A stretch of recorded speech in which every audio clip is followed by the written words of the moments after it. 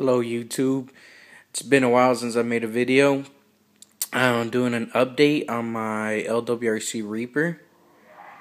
It's been a while since, like I said, it's been a while since I made a video. So let me just give you an update what I've done to this so far.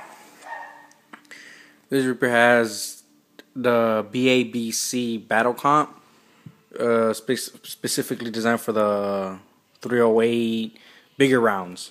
You know what I mean? Anything above the 5.56. Very well made. Great help on the actual gun itself. Really feel the difference. I have a Harris bipod BMR S for swivel with the Lwrc mount. With the Harris Lwrc mount. There you go. And the KMW potlock, which is actually a lot better than the little stock thing that it came with. You can't even tighten it half the time. Like I said, this is a swivel version, so you can actually see, which I actually prefer than, especially when the ground's not even or so forth. It makes it a lot easier.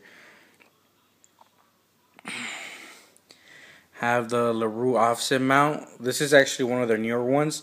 This is specifically for the scout light for the 620, not the 600.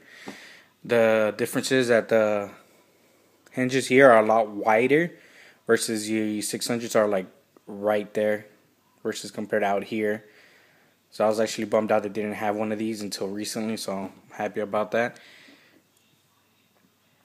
And in fact, I love how, unlike most offset mounts, it stays very close to your rifle. It doesn't pop out like most of them. They'll be straight right here. So the light wood itself will probably be out here still, the button, versus this being so close to the rifle. This is Lwrc Ford Universal Grip. Move this so I could get better lighting on this. There you go. Reason why I have the ssa-e set up, with my hand I'm able to operate the light, not just thumb. The swivel, like I said, locks it into place, doesn't move,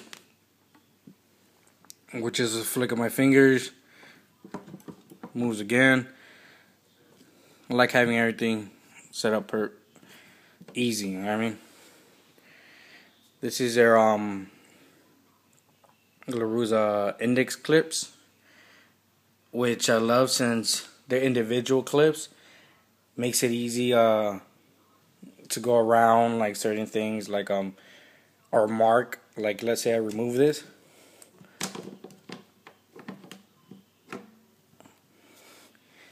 I know exactly where that goes. Oh, and that's another thing. And the Lwrc Repr does not come with these rails. You actually have to buy them. If you see my old video, you can see it's very thin.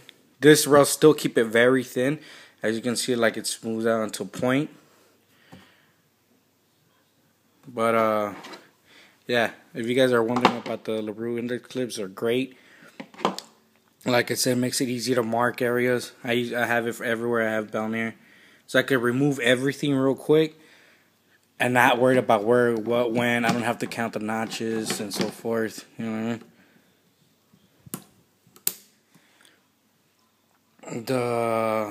Got the M4S on this. Before I used to have another scope, which was a Vortex Viper PST. Switched up to the Aimpoint Comp M4S with the Lwrc mount.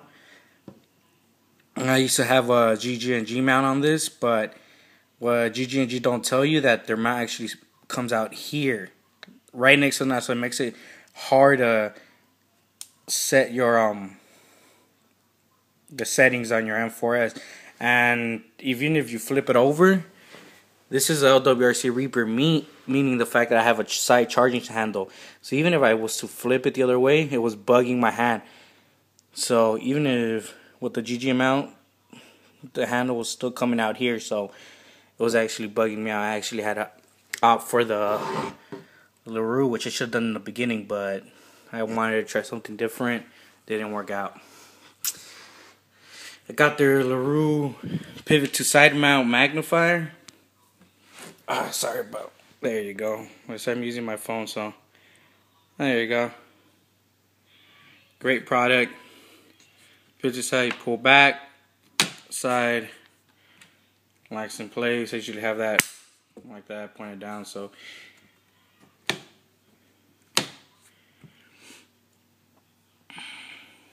and this is your aim-point sneer integrated kill flash, or I don't know what the hell, I forgot what that called. I'll get back to that probably. Anyways, you push that on. So versus having it screwed in here and then having this on is actually all in one piece, which they should have done that to the beginning, since the beginning, and I actually prefer it that way. It gives you the option of right away dropping this down, or you can just get that out of the way. You know what I mean? So Repr did a great job on that end.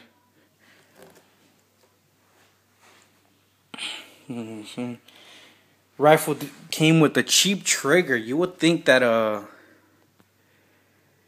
$3,000 rifle would come with a better trigger, at least a stock Lwrc ssa trigger. Nope, it doesn't. So what I added was a Lwrc ssa enhanced 2-stage trigger. Great trigger. Really recommend this trigger.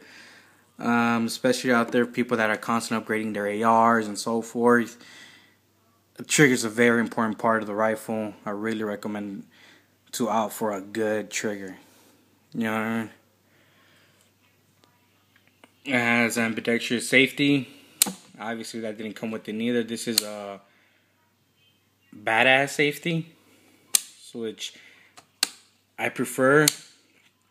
Feels better, clicks better. It's a better product overall. The Myad grip from Magpul, that was stock with it. Same thing with the Vi grip, the stock, same thing, basic. So I love the stock. I never changed it since. I was thinking of getting the UBR, but I don't want to add more weight than I already have to. Like I said, this is not my go-to gun. I don't shoot anything closer to 100 yards with this rifle. If worst case scenario, I have everything quick details, as you can tell, for not just cleaning, but if worst case scenario, if I have to line up the rifle, all of this comes out real quick. Like I said, it comes out and lines up the load a lot faster. If I really need to use it, I'll flip up the iron sights or take off the magnification, use a red dot. Oh, see. You guys can see the rifle a little bit better.